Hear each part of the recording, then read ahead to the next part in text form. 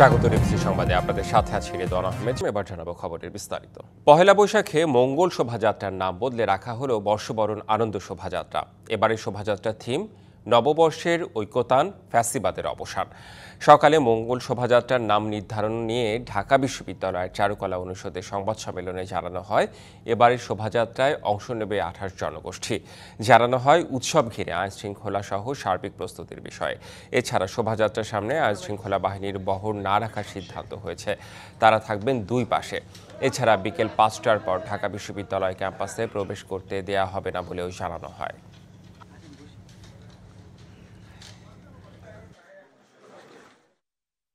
নববর্ষ 1432 উদযাপনের কার্যক্রম গ্রহণের জন্য সংশ্লিষ্ট সকল প্রতিষ্ঠান ও ব্যক্তিবর্গের সমন্বয়ে অনুষ্ঠিত সভায় সিদ্ধান্ত অনুযায়ী এবারের প্রতিপাদ্য নির্ধারণ করা হয়। নববর্ষের ঐকতান, ফেসিবাদের অবসান।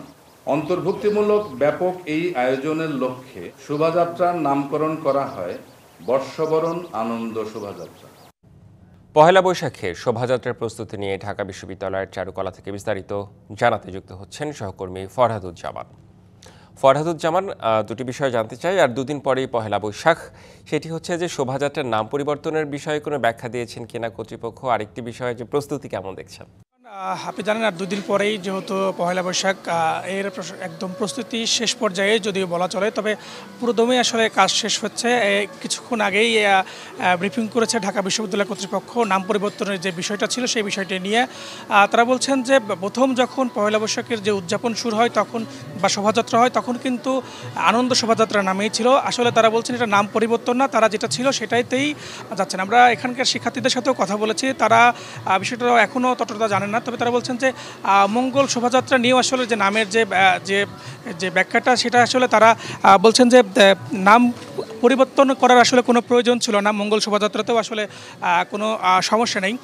এখন পর্যন্ত আমরা দেখেছি যে প্রত্যেকটি কাজই কিন্তু প্রায় শেষ। এখানে যে মুগ্ধর যে একটা পানির বোতলের অবয়ব সেটাও কিন্তু তৈরি করা হচ্ছে লোহার আঙ্গিকে, পাশাপাশি ইলিশ মাছ এবং আমরা দেখেছি যে মুখোশ এবং বিভিন্ন কিছু এখন প্রায় প্রস্তুতি শেষের দিকে। আমরা আরেকটা দেখেছি যে খুব প্রাচীন একটা ঐতিহ্য ছিল পটচিত্র। এইবার 5টি পটচিত্র তৈরি করা হবে এবং 100 হাত, যেটা একসাথে মিলিয়ে 100 হাতে তৈরি করা হবে, যেখানে এই 24-এর গণঅভ্যুত্থান এবং ফিলিস্তিনের যে হত্যা এবং দেশের শান্তি কামনা এবং বিভিন্ন কিছু এবং বাংলাদেশের ঐতিহ্য বিভিন্ন কিছু কিন্তু তুলে ধরা হয়েছে। আমরা এই পটচিত্র যিনি আঁকছেন তার সাথে একটা কথা বলবো। এবারের পটচিত্রতে আসলে কি তুলে ধরছেন এবং কি কি থাকছে যদি একটু বলতেন। মোগল সম্রাট আকবর, উনি যে বাংলার সনের প্রবর্তক এবং লোকজ মেলাগুলোর যে উৎসবগুলো হতো ওনার পৃষ্ঠপোষকতায় আকবর পট থাকবে, বেহুলা লক্ষিন্দর পট, তারপর বনবিবি, তারপর হচ্ছে গাজীর পট এবং আমাদের ভাষার জন্য যারা জীবন দিয়েছেন আমাদের পূর্বপুরুষ ওনাদের ভাষা আন্দোলনের একটা পট, তারপর হচ্ছে আমাদের শহীদ মিনার, স্মৃতিসৌধ, তারপর হচ্ছে জুলাই অভ্যুত্থানে যে ছাত্র জনতা যেভাবে আমাদের তাজা রক্ত দিয়ে বাংলাদেশের যে বৈষম্য দূর করার জন্য যে সংগ্রামটা করেছেন, এই একটা পট থাকবে যেটা হচ্ছে বাংলাদেশ পট। যেহেতু আপনি দেখছিলেন, আমরা কিন্তু দেখেছি যে বিভিন্ন অবয়বেও কিন্তু তৈরি করা হয়েছে বিভিন্ন ইসের মাধ্যমে। এবার একটা রাক্ষসী আকৃতির একটা অবয়বেও কিন্তু তৈরি করা হয়েছে, যেখানে দুইটা তার শিং এবং বড় দুইটা দাঁত দেখানো হয়েছে। পাশাপাশি সংবাদ সম্মেলনে কিন্তু বলা হয়েছে যে এবার যেহেতু 24 পরবর্তী গণঅভ্যুত্থানের যে একটা বিষয় ছিল সেগুলোও কিন্তু তারা এই শোভাযাত্রায় কিন্তু তারা ফুটিয়ে তোলার চেষ্টা করছে। এখন পর্যন্ত চারুকলা থেকে এই ছিল আমার কাছে সর্বশেষ তথ্য। রেদওয়ান, আসলে শোভাযাত্রা বরাবরই অনেক রঙিন, অনেক চমৎকার লাগে দেখতে, এবং ধন্যবাদ আপনাকে ফরহাদুজ্জামান। পহেলা বৈশাখে বাড়তি চাহিদায় ইলিশের দামে আগুন। রাজধানীর খুচরা বাজারে 1 কেজি আকারের ইলিশ বিক্রি হচ্ছে 2600 থেকে 3500 টাকা কেজি। দাম শুনেই ফিরে যাচ্ছেন অনেকেই। চড়া সবজির বাজারও আলু, টমেটো আর পেঁপে ছাড়া বাজারে 80 টাকার নিচে কোনো সবজি নেই। তবে খানিকটা স্বস্তি আছে ব্রয়লার মুরগি আর ডিমের দামে। পহেলা বৈশাখে পান্তা ইলিশ খেতে হবে, কিন্তু এখন তো খাওয়া সম্ভব না। আমরা যে খাবো তা না, আমরা আসলে দেখতে পারবো ইলিশ, কিন্তু খেতে পারবো না। এখন কি করে খাবো? এত দাম দিয়ে তো আমাদের পক্ষে কেনা সম্ভব না। বাংলা নববর্ষের প্রথম দিনে পান্তা ইলিশ খাওয়ার যে চল, তার প্রভাবে এবার ইলিশের দাম আকাশ ছোঁয়া।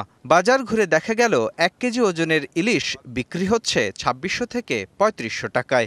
প্লাস 1 কেজি চিটাগংয়েরটা 2600 2800, পদ্মারটা নিলে আপনার 3000-এর উপরে। তো আমি এখনো বিসমিল্লাও করিনি।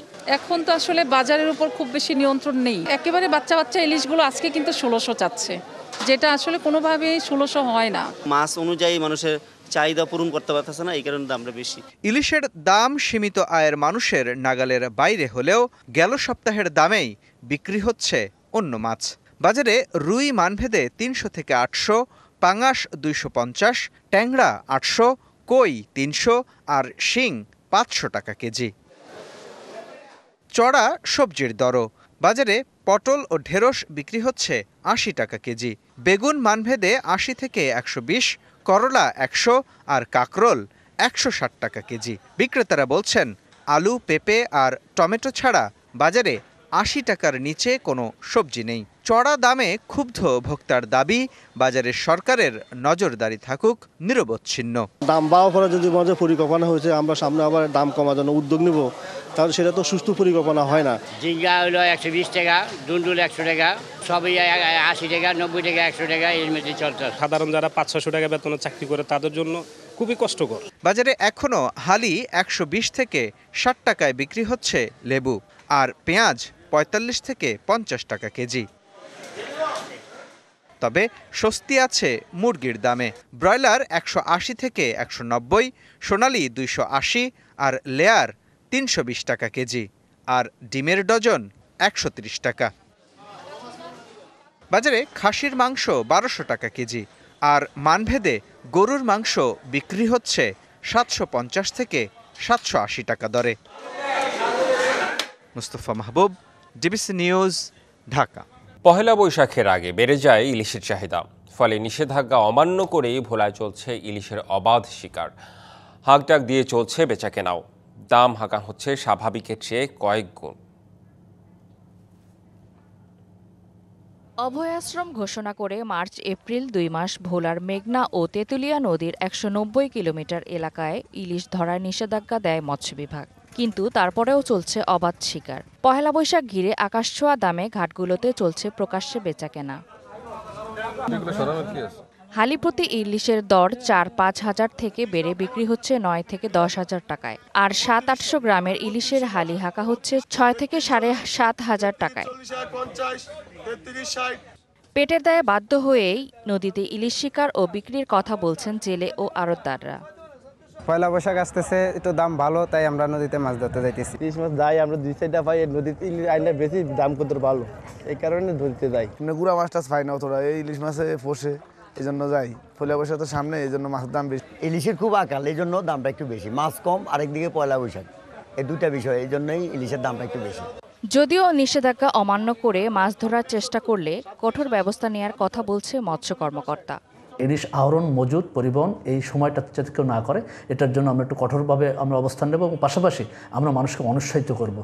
দেশের বৃহত্তর দ্বীপ জেলা ভোলার মেঘনা ও তেঁতুলিয়া নদী থেকে দেশের চাহিদার প্রায় 33% ইলিশ আহরণ করা হয়। DBC news desk. চাঁদপুরে আগুনে পুড়ে গেছে 17টি ব্যবসা প্রতিষ্ঠান। সকালে মতলব দক্ষিণ উপজেলার মুন্সিরহাট বাজারে আগুন লাগে। ফায়ার সার্ভিস জানায় সকাল 7:15টার দিকে বাজারে নবীর নামে এক হার্ডওয়্যার ব্যবসায়ীর দোকান থেকে আগুনের সূত্রপাত হয়। দ্রুতই তা পাশের দোকানগুলোতে ছড়িয়ে পড়ে। আগুনে ফার্মেসি, হার্ডওয়্যার, মুদি ও ফলের দোকানসহ 17টির মতো দোকান ক্ষতিগ্রস্ত হয়েছে। এতে 5 কোটি টাকার বেশি ক্ষতি হয়েছে বলে দাবি ব্যবসায়ীদের। সংবাদ এই ছিল এখনকার মতো। ডিবিসি নিউজের সংবাদগুলো পড়তে ভিজিট করুন dbcnews.tv আর ভিজিট করুন ডিবিসি নিউজের ফেসবুক পেজ এবং ইউটিউব চ্যানেল। সঙ্গেই থাকুন।